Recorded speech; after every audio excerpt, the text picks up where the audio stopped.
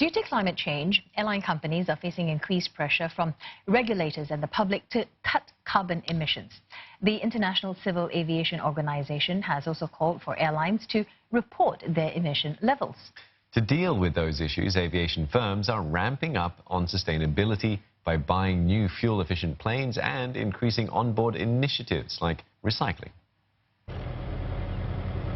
December usually adds 300,000 more departures on average from Changi Airport as more holidaymakers leave the country. But with that comes environmental damage. Tackling the climate problem as an aviation industry is one thing that firms like Singapore Airlines is taking seriously. It's trying out sustainability initiatives on the ground as well as in the air, like replacing single-use plastics on its flights. The airline company is also reducing fuel usage per plane by getting newer, more fuel-efficient aircrafts like Boeing 787s. And all these new aircraft, if compared to the predecessors, right, are able to conserve fuel up to about 25 to 30%.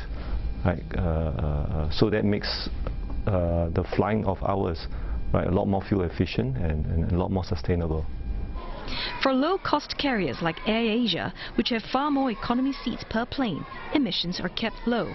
According to a study by the World Bank, a passenger taking a business flight racked up more than 4 times in emissions than an economy-class flyer.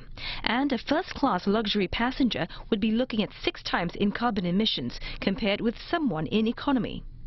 AirAsia also has other cost-saving measures that reduces carbon footprint, such as having no add-on items and paying for baggages. By cutting out all the, frills, we make sure that more people can travel. So if you indeed want to travel with a heavier bag or with a bag, you would have to pay for it. And when it comes to how does that relate in terms of fuel efficiency, is the heavier bag you bring on board, the more fuel the plane would burn as well. The environmental impact may be adjusted in little ways, but there is no way to avoid the rise in demand for air travel, especially those in emerging markets. More and more people fly and want to fly. If you take the Chinese market, just to give you a sense of the growth, every year the number of commercial tickets issued in China is equivalent of half of the German market.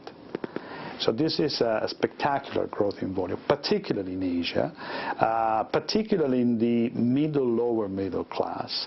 There are limitations to making a substantial change in reducing carbon footprint for the aviation industry, but airlines are looking at other options, such as offsetting carbon emissions, a strategy that hopes to ease the industry's impact globally.